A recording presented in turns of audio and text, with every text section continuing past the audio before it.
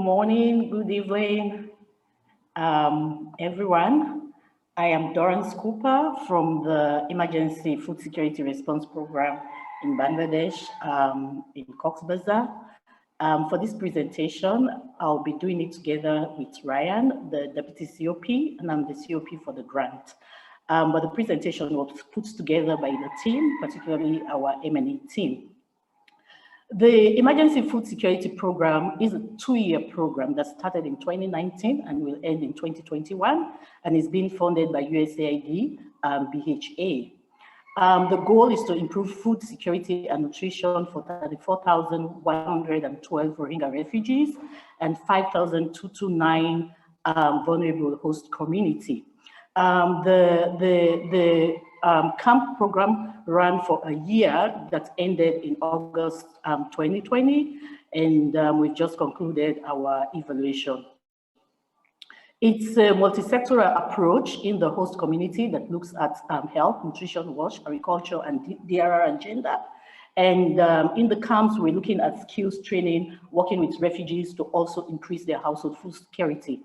And when COVID hit us in March, April, we had to go back to the drawing board to make sure that operations continue for these vulnerable people, both in the camp and the host community.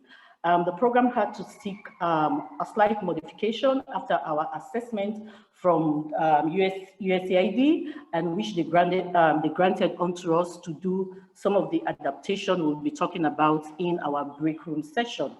And for us to be able to adapt this program, we had to do some quick survey. And when we get into the breakout session, we'll look at the data collection methodology we used in order to be able to adapt to the current situation and to make sure that program goes ahead. And the most affected people, like the refugees, were still able to receive what they wanted to, what they had to receive to make sure they were sustainable.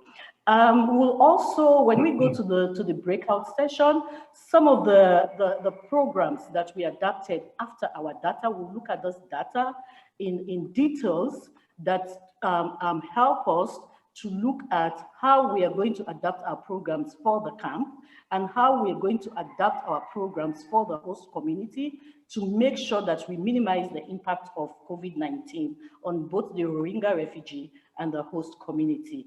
We'll also look at in details the reason why we did this adaptation and how this adaptation help us not only to reach the beneficiaries we're here to serve, but also to protect staff and also to look at virtual method in collecting data that help us to implement the program. So we'll talk more. There will be opportunities to ask questions when we get into the break room sessions.